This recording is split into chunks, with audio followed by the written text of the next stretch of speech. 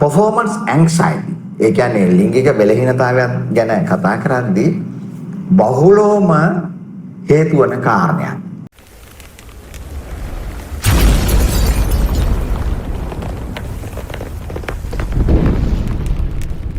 Sexpert Sri Lanka, the expert in sexual health.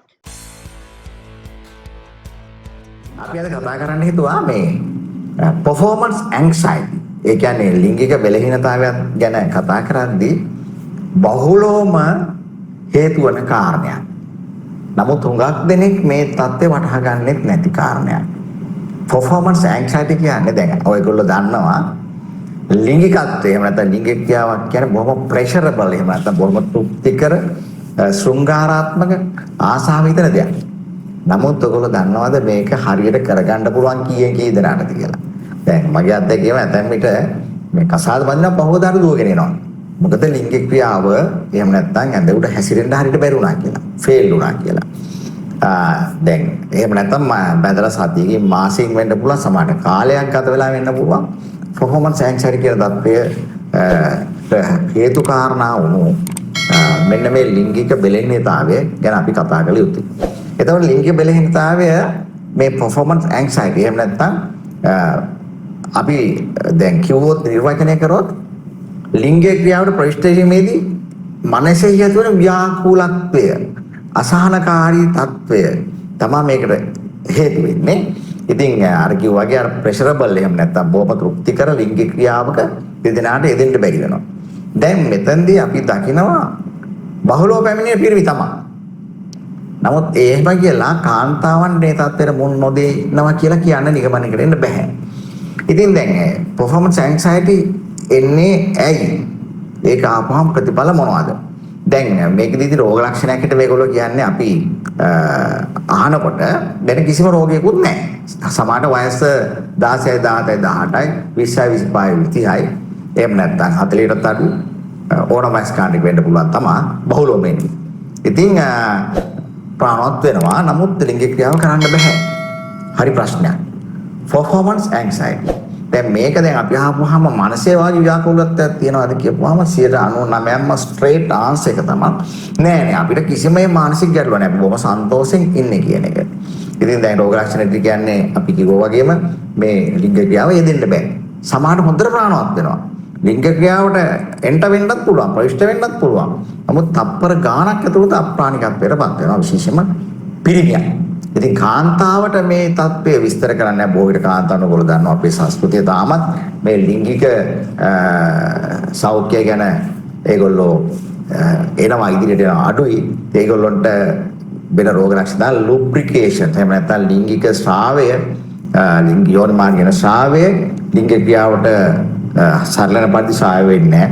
එහෙම නැත්නම් වේදනාකාරී එහෙම නැත්නම් කිසිම තෘප්තියක් නැති එහෙම නැත්නම් ඕගසම්ස් එහෙම නැත්නම් උත්තේජනයේ උපරිම අවස්ථාවට එන්න ඕගසම් කියන අවස්ථාවට එන්න ලැබෙන්නේ නැති තත්ත්වයක්. ඉතින් දැන් මේ ලිංගික බෙලහීනතාවය මේකෙන් ඇතිවන ආකාර තුනක් අපි විග්‍රහ කරනවා. එකක් තමයි erectile dysfunctions. එහෙම නැත්නම් ප්‍රාණවත් වීම ගැටලු.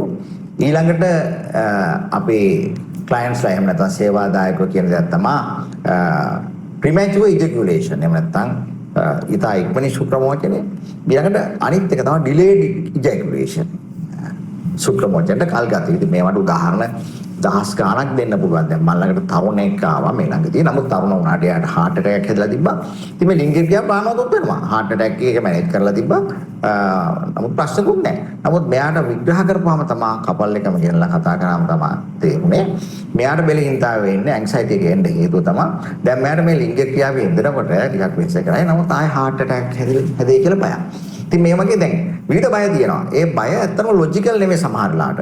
ඉතින් හේතු ගත්තොත් මේකට මේ ලිංගික ක්‍රියා ඇත්තටම ලිංගිකත්වය ගැන කරුණු නොදැනීම ඊළඟට අනිත් හේතුව තමයි සමහරට තමුන්ගේ බොඩි ඉමේජ් එක එහෙම නැත්නම් තමුන්ගේ ස්වභාවය ගැන තර්කානුකූල නොවන විදිහට තමුන් මේ සතුටුදායක නැහැ.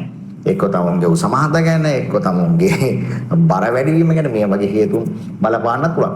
ඊළඟට ඉන්ටිමසි එක දෙදෙනා අතර ලබදියාව. දැන් මේක වෙනම මාතෘකාවක් හරි විග්‍රහ කරන්න ඕනේ. දෙදාත ලින්ක් එක ඉන්ටර්මසි එක. කොහොමද මේ ලින්ක් එක කියන්නේ?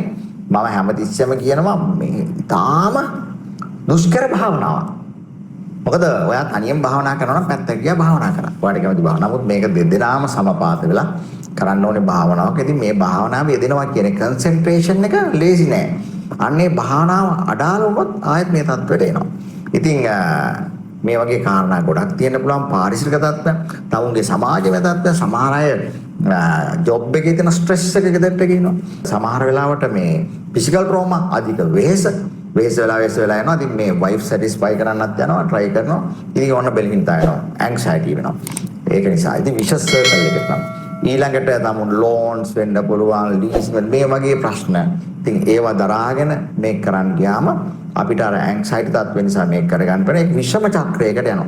ඉතින් දැන් මොකද ලිංගික ක්‍රියාවට ප්‍රවිෂ්ඨ වෙන්නේම අදාළ තැනැත්තන් හෝ තැනැත්තියන් මේ හිතේ තියාගෙන මේක මට perform කරන්න බැරි වෙයිද කියලා.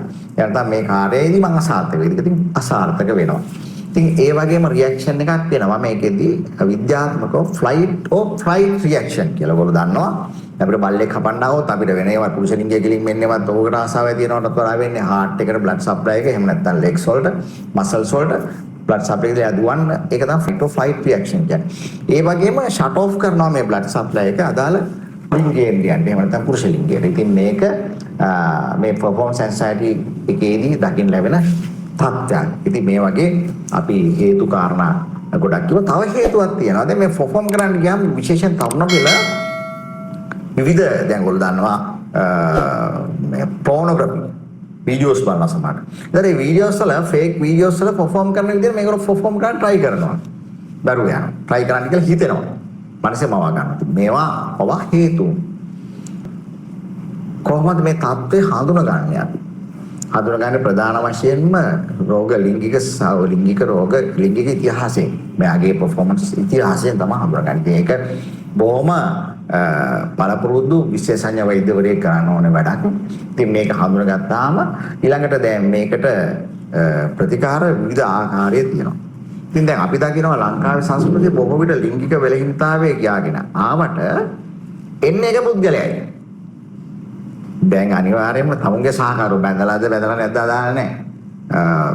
එයාගේ විරුද්ධ ලිංගයේද සමලිංගිකයේද අදාළ සහකරු වෙන්න ඕනේ මේ වගේ තත්ත්වයකට ප්‍රතිකාර ගන්න. ඉතින් විශේෂයෙන්ම අපි එතෙන්දී කියන දෙයක් තමයි සහකරුවන් දෙදෙනා අතර බොහොම ඉන්ටිමසි එකක් නැත්නම් close relationship එකක් build up කරගන්න ඕනේ කියන එක.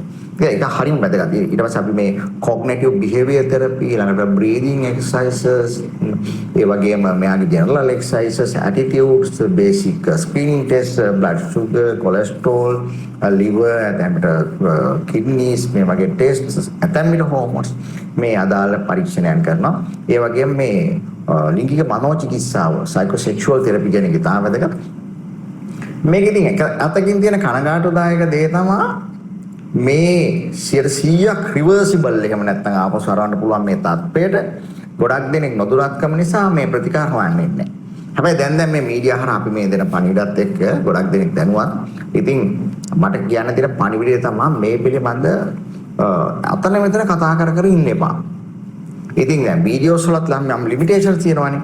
මේකට නිශ්චිත ප්‍රතිකාර තියෙනවා. නිශ්චිත ප්‍රතිකාර සඳහා ඒ විෂය පිළිබඳ පරිණත පළපුරුදු විශේෂඥ වෛද්‍යවරයෙක් හමු වේ යුතුමයි.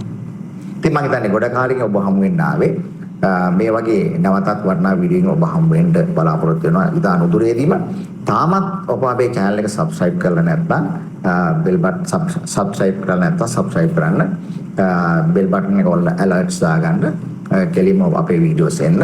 ඉතින් අපේ දුරකථන අංකයෙන් අපිව අමතන්න. අපි හැමදාමත් වෙනද වගේම ඔබ වෙනුවෙන් ඔබට සේවය සලසන සැදී පැහැදිලි සිටිනවා. ඔබට සුබ දවසක්.